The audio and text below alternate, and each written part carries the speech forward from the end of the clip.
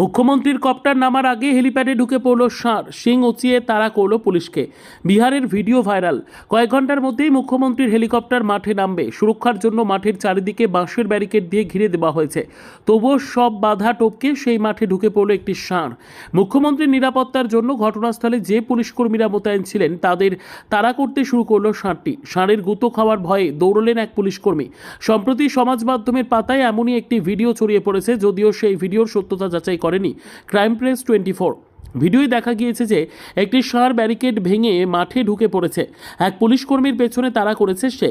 পুলিশকর্মী প্রাণপণে দৌড়চ্ছেন। এই ঘটনাটি শনিবার বিহারের বেগুসরাই জেলায় ঘটেছে। একটি কর্মসূচি উপলক্ষে বিহারের মুখ্যমন্ত্রী নীতিশ কুমারের আসার কথা ছিল বেগুসরাই জেলায়, যেখানে অনুষ্ঠানের আয়োজন করা হয়েছিল। সেই মাঠটিকে ব্যারিকেড দিয়ে ভালোভাবে ঘিরে ফেলা হয়। অনুমতি ছাড়া হেলিপ্যাডে কারো প্রবেশ নিষিদ্ধ করা হয়। মুখ্যমন্ত্রীর কপ্টার যেখানে নামার কথা সেই এলাকাতেও কড়া ব্যবস্থা করা হয়েছিল। ঘটনাস্থলে মোতায়েন ছিলেন প্রচুর পুলিশকর্মী। কোনোভাবে সেই মাঠে ঢুকে পড়ে একটি ষাঁড়। ঘটনাস্থলে উপস্থিত এক পুলিশকর্মীকে তাড়া করে সেটি। পুলিশকর্মী দৌড়ে ষাঁড়টির নাগালের বাইরে চলে যান। পরে ষাঁড়টিকে সেখান থেকে বার করার ব্যবস্থা করা হয়।